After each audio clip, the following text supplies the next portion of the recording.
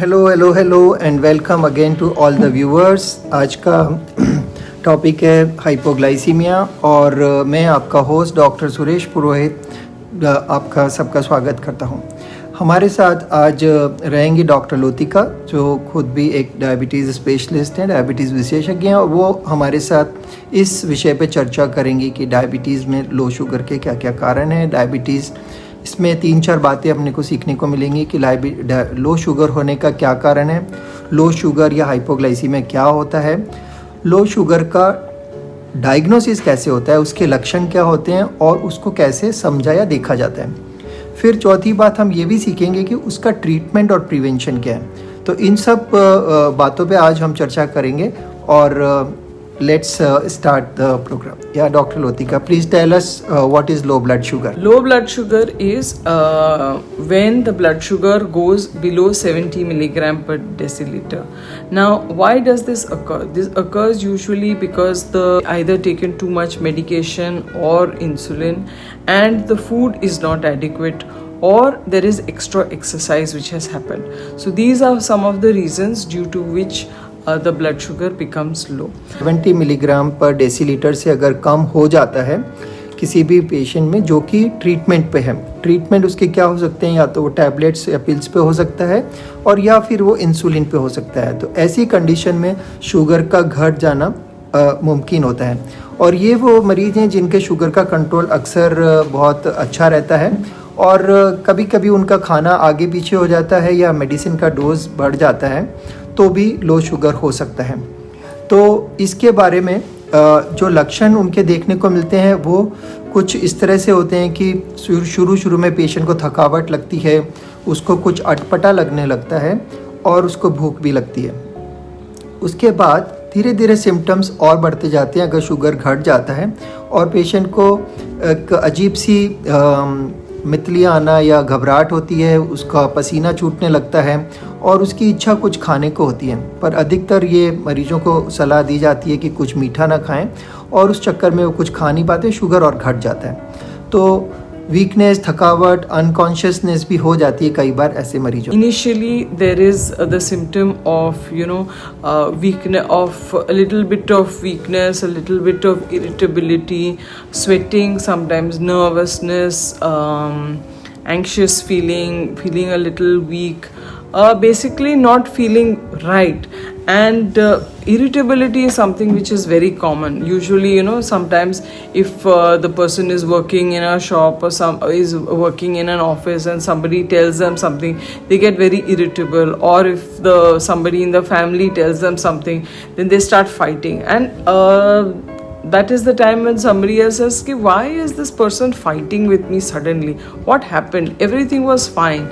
Or sometimes, they start feeling a little giddy. The person who is watching them sometimes sees that the words are slurring a little bit. They're feeling very tired, very sleepy, and they say, no, I'm not feeling well, I just want to go and lie down, I'm just not feeling good. Usually this occurs if the meal is delayed. Sometimes, the lunch time is supposed to be around 1 o'clock or 2 o'clock. Then if the meal is delayed, then this can happen also. Also, as I said, if the exercise is more, sometimes, you've gone for a walk, instead of walking for 15-20 minutes, you walk for half an hour, 45 minutes. If you've not had a snack before that, then the chances of hypoglycemia are there. And also besides that, sometimes if the insulin dose is taken and due to whatever reason you have not eaten any food, so those are the things that can cause blood sugar to become a little low. तो हमने देखा कि जो hypoglycaemia के symptoms हैं उसमें mainly irritability है, थकावट है, पसीने आना, दिल की धड़कन बढ़ जाना और आदमी को बहुत कमजोरी या थकावट लगती है। तो ये होने के कारण भी हमने जैसे डिस्कस किए कि शुगर की मात्रा घट जाती है अगर दवाइयाँ ज़्यादा स्ट्रॉन्ग हो गई हैं या डोज चेंज हो गया है या आपने खाना कम खाया है। कई बार एक्सरसाइज में भी टाइम ज़्यादा चला जाता है, कुछ लोग एक्सरसाइज में बिज़ी हो जाते हैं और शुगर उससे भी घट जाता है। तो इनके अलावा हम और देखना चाहेंगे कि आगे किस तरह से इन पेशेंट्स को एक्शन लेना चाहिए या उनको क्या करना चाहिए ऐसे सिचुएशन में, उनके लिए क्या एडवाइस रह सकती है। So, the best thing that a person can do when they have hypoglycemia is to correct it. The best way to correct it is to have sugar. Pure sugar is what is required at that point of time. So either a teaspoon of sugar in your mouth, or mix sugar with water, or whatever juice is available in the house, half a cup of juice, or maybe if required a little more, or half a cup of any aerated drink also can be useful.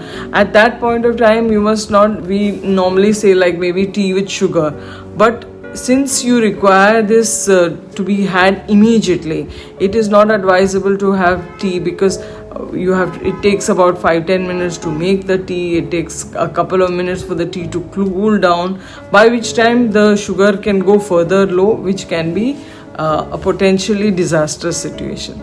So it is better just to have maybe some sweet candies, those colorful sweets that children usually have. Those are what are required, because at that point of time pure sugar is what you require. Chocolates or other things, they have nuts, they have milk in it, so the blood sugar level doesn't immediately reverse with that. So it is better to just stick with anything which has pure sugar in it. देखा कि इसकी treatment के लिए once we identify the symptoms, then obviously it has to be treated. तो जो problem हैं, symptoms हैं, उनको ट्रीट करने के लिए हमें एक तो सबसे पहले शुगर चेक कर लेना चाहिए अगर हमारे पास साधन है, और आज के ज़माने में सब लोगों के पास ग्लूकोमीटर तो होता ही है, तो हमें सबसे पहले अपने ग्लूकोमीटर से शुगर चेक करना चाहिए पेशेंट का, और अगर वो 70 से नीचे है और उसके आसपास है तो उसको ट्रीटमेंट देना चाहिए. तो होम बेस्ड रेमेडीज़ हैं जो घर में आप ट्रीटमेंट दे सकते हैं. वो आप उनको 2 चम्मच शक्कर खिला सकते हैं, या जैसे डॉक्टर लोतिका ने बताया कि स्वीट कैंडीज़ देते हैं, या कलरफुल टैबलेट्स वगैरह गोलियां जो होती हैं मीठी शक्कर की, वो भी दी जा सकती हैं. पर जहाँ तक तजुर्बा बताता है उसके हिसाब से पेशेंट को ऐसे समय पे या तो शक्कर ही फाँक लेनी चाहिए, और या फिर कोई भी मीठा ड्रिंक या कुछ स्वीट पदार्थ पीना चाहिए. तो ज़्यादा करके जो ये टेट्रा पैक के छोटे डब्बे आते हैं, वो उस तरह के जूसेस भी काफ़ी हेल्पफुल रहते हैं, इजीली अवेलेबल रहते हैं. उनको आपको स्टोरेज करने के लिए कोई एक्स्ट्रा प्रबंध नहीं करना पड़ता है, और आप उसको यूज़ कर सकते हैं.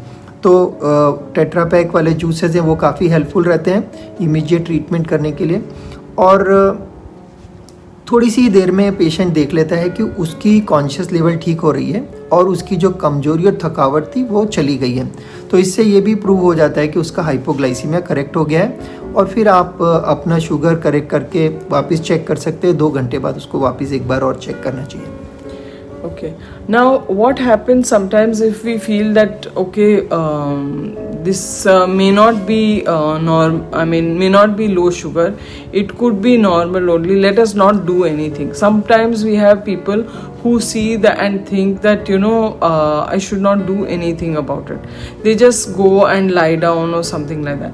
That can be a little potentially disastrous, because when the sugar further goes down, these what symptoms that we said are when the sugar is anywhere between 50 to 70 milligrams. As slowly it starts to drop, then the other neurological symptoms happen, wherein there can be convulsions, just say convulsions like an epileptic attack, it looks like, or sometimes the person can become even unconscious. Besides that, sometimes if it happens in the sleep, they can also, we have known that people are known to die also because of it. So these are the things that worry us. So that's why most important is to check the blood sugar to see how much it is, and immediately have some sugar at that time. Now what else can we do after noting that the blood sugar has gone down and after treating it? So जिस तरह से हमने देखा कि कभी कभी ये sugar बहुत ज़्यादा भी घट जाती है, 50 के नीचे भी चली जाती है, और ऐसी कंडीशन में कुछ न्यूरोलॉजिकल सिम्टम्स भी डेवलप हो सकते हैं. पेशेंट को कन्वर्जन आ सकते हैं, तान आ सकती है, या आकड़ी आ सकती है, जिसको हम अपनी लोकल भाषा में बोलते हैं. तो उस तरह के सिम्टम्स भी हो सकते हैं. तो ऐसी कंडीशन में उनको इंट्रावीनस ग्लूकोज की भी ज़रूरत पड़ सकती है, या कुछ और भी ट्रीटमेंट की ज़रूरत लग सकती है, जो कि सुपरवाइज ट्रीटमेंट होता है, मॉनिटर ट्रीटमेंट होता है under the supervision of doctor. पर जहाँ तक माइल्ड हाइपोग्लाइसीमिया है वो आप घर पे भी ट्रीट कर सकते हैं। तो माइल्ड हाइपोग्लाइसीमिया ट्रीट करने के लिए इनिशियल ट्रीटमेंट शुगर ही काफ़ी हेल्प करता है। और कई बार ये भी देखा जाता है कि पेशेंट जब थोड़ा वीक, थकावट महसूस करता है तो वो घर जाके या किसी भी जगह पर रेस्ट लेने की कोशिश करता है कि मैं थोड़ा सो लूँ, मैं थोड़ा आराम करूँ। जनरली वो नहीं करना चाहिए, क्योंकि उससे मालूम नहीं पड़ेगा कि आपकी शुगर और आगे भी घटने वाली है और सिचुएशन थोड़ी कॉम्प्लिकेटेड हो सकती है और डेंजरस हो सकती है। कई केसेस में देखा गया है कि शुगर की लो होने की वजह से कई बार पेशेंट की मौत भी हो जाती है। तो ऐसा आज की तारीख में बहुत कम हो गया है, बहुत रेयर हो गया है, क्योंकि टेक्नोलॉजी में इम्प्रूवमेंट आ गया है, ग्लूकोमीटर हैंडी अवेलेबल हैं। हमारे रिलेटिव और फ्रेंड्स जो हैं उनको भी ग्लूकोमीटर यूज़ करना आता है और वो भी तुरंत शुगर चेक करके करेक्ट करते हैं।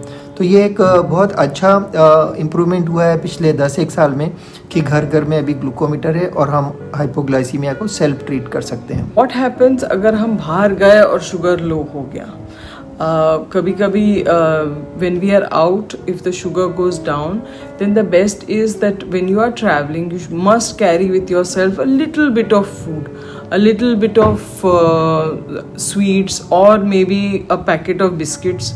जैसे हमारे यहाँ पार्ले जी तो सब जगह मिलता है, उस तरह का कोई बिस्किट होना चाहिए। इफ़ यू नो कि your lunch is going to be delayed due to whatever reason, if you have taken your insulin और tablet in the morning, then or even sometimes in the office, if you are sitting and your boss wants to extend the meeting and your lunch time is delayed due to whatever reason, then you can eat maybe 2 biscuits or maybe a little sweet, or have a cup of tea with biscuits. So some snack or a fruit or any other maybe a handful of nuts, chana sing, something like that. So that will at least take care of your blood sugar so that it doesn't dip down. So these are small things which can be done. Ideally, of course, you should have a glucometer and you should test it. But sometimes when you are traveling, even when you are traveling on a long distance and the meal is not given to you in time, so if you have a small snack with you, you can have that snack at that point of time. तो ये भी एक अच्छी जानकारी मालूम पड़ी कि अगर हम घर के बाहर हैं या घर में नहीं हैं और हमारे साथ कोई भी व्यक्ति नहीं है तो पेशेंट को क्या करना चाहिए। तो ऐसी सिचुएशन में पेशेंट को अपने साथ कुछ स्वीट्स, बिस्किट्स या कैंडीज़ रखनी चाहिए। अगर वो ट्रैवल कर रहा है और उसके खाने का टाइम आगे पीछे हो गया है तो शुगर घट सकती है। कई बार अगर आपके ऑफिस की मीटिंग थोड़ी लंबी हो गई है कि चलो 10 मिनट और है, 5 मिनट में we will take some decision, तो ऐसे में भी शुगर घट सकती है और ये जनरली प्री लंच या प्री डिनर या अर्ली मॉर्निंग होता है। तो ये ऐसे वक्त हैं जहाँ पे नेचुरली लो शुगर होती है और अगर कोई मेडिकेशन पे, टैबलेट्स या पिल्स पे है तो उसको एक बार और शुगर कम होने का डर रहता है। तो इस तरह से उसको करेक्ट भी कर सकते हैं, आइडेंटिफाई कर सकते हैं। आजकल तो ट्रैवल में भी आप शुगर चेक कर सकते हैं और इसको कोई डायबिटीज़ को हमें कोई स्टिग्मा या ऐसा नहीं समझना चाहिए कि मैं दूसरे लोगों के सामने इंसुलिन नहीं ले सकता या दूसरे लोगों के सामने मैं शुगर नहीं चेक कर सकता। ऐसा आप बिल्कुल अपना विचार ना रखें। आप बिंदास जब भी आपको ज़रूरत है आप उसको चेक करें और अपनी सेहत को व्यवस्थित रखें, क्योंकि किसी भी जब लो शुगर होती है तो उसका ट्रीटमेंट इमीडिएटली अरेंज करना इतना आसान नहीं है जितना देखने में लगता है।